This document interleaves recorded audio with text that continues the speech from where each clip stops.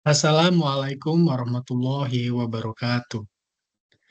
Perkenalkan, nama saya Mas Agus Muhammad Fakih Rizky Ramadan, NIM 24020102077, Program Studi PJJ S1 Manajemen. Dalam kesempatan kali ini, saya akan memaparkan video presentasi tugas mata kuliah Cyber Security Management. Saya akan mengambil contoh pada kantor saya, yaitu Direktorat Jenderal Bea dan Cukai. Baiklah, langsung saja ke materinya.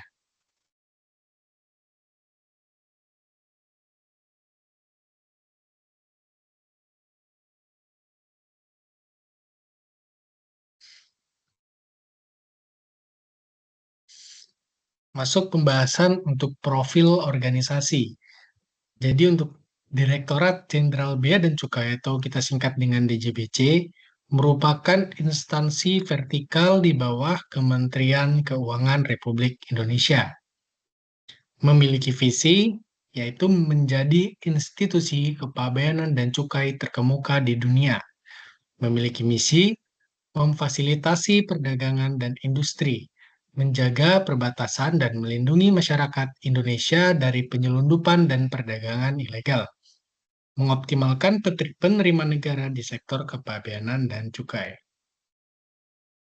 Sistem digital ada beberapa contoh yang dapat saya sampaikan, yaitu yang pertama seperti saat kita ingin mengakses untuk website portal impor, kemudian juga ada portal ekspor, kemudian portal cukai, ada juga portal billing dan CESA 40. Dan sistem digital ini hanya bisa diakses melalui VPN yang sudah didaftarkan melalui Kementerian Keuangan ataupun menggunakan jaringan LAN yang sudah disinkronkan dengan jaringan kantor pusat. Jadi, ketika kita ingin mengakses portal-portal layanan dokumen sebagaimana dimaksud, itu membutuhkan akses tertentu, seperti VPN dan jaringan tersinkronisasi. Masuk ke bagian risiko keamanan cyber. Jadi di sini ada beberapa risiko ancamannya. Yang pertama seperti adanya serangan malware dan ransomware. Ada juga seperti akses tidak sah ke sistem dokumen ekspor dan impor. Kemudian kebocoran data yang sensitif. Jadi berikutlah contoh-contoh bentuk ancaman terhadap serangan-serangan cyber. Nah, apakah serangan ini pernah terjadi atau pernah didapati di lingkungan Direktorat Jenderal Bea dan Cukai? Tentunya serangan-serangan ini pernah terjadi dan berdampak langsung terhadap pelayanan kepada para pengguna jasa. Bagaimana cara untuk kita dapat menangani keamanan cyber ini? Di sini perlu kita pahami terlebih dahulu bahwa untuk keamanan cyber juga mempunyai tujuan dan prinsip-prinsipnya. Yang pertama, memiliki tujuan untuk menjaga kerahasiaan dan integritas data. Kemudian menjamin kontinuitas layanan publik. Dan memiliki prinsip yaitu seperti CIA Triad, kemudian ada Least Privilege Access, dan Defense in Depth. Untuk model keamanan cyber yang diberlakukan di Direktorat Jenderal Bea dan Cukai itu seperti yang sudah saya sampaikan di awal sebelumnya, yaitu menggunakan akses sistem VPN untuk pegawai. Kemudian ada juga untuk autentifikasi dua faktor seperti ya pakai autentifikator ya. Jadi kita mendaftarkan dulu eh, bisa di Microsoft ataupun di Google seperti itu untuk mendapatkan autentifikasi saat kita melakukan login username terhadap layanan dokumen. Jadi seperti contohnya ketika kita login melalui portal tersebut, sebelum masuk ke menu layanan, di situ ada dimintakan kode. Nah, jadi kode autentifikasi ini pun akan berubah setiap 30 detiknya. Bisa itu melalui autentifikator melalui Google ataupun autentifikator melalui Microsoft Office. Nah, yang ketiga yaitu yang tadi yaitu adanya segmentasi jaringan, di mana jaringan-jaringan yang ada di kantor sudah tersentralisasi melalui jaringan kantor pusat. Jadinya ketika kita ingin mengakses layanan dokumen tidak membutuhkan VPN lagi, cukup langsung saja login ke portal layanan tersebut dan bisa langsung terakses karena menggunakan segmentasi jaringan. Tetapi ketika memang di luar segmentasi jaringan, maka untuk mengakses layanan portal tersebut membutuhkan akses dari VPN.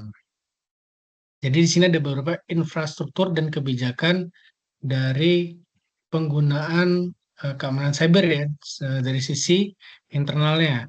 Untuk infrastrukturnya ada server tersentralisasi yang tadi saya sampaikan, kemudian ada firewall dan IDS atau IPS ini seperti VPN dan pembaruan sistem secara berkala. Untuk kebijakannya, pelatihan kesadaran cyber kepada seluruh pegawai di lingkungan Direktorat Jenderal Bea dan Cukai dan penerapan SOP penggunaan VPN. Jadi VPN pun ini juga harus diberlakukan SOP-nya. Kenapa? Karena ketika memang adanya akses yang tidak patut atau tidak seharusnya dilakukan, itu bisa dilakukan pengecekan siapa nih pegawai yang login menggunakan VPN. Jadi kan di situ tercantum ketika memang pegawai tersebut menggunakan akun pegawai lain untuk VPN dan dia menggunakan website portal tersebut untuk penyalahgunaan data itu pun bisa dilakukan tracking ya begitu ya.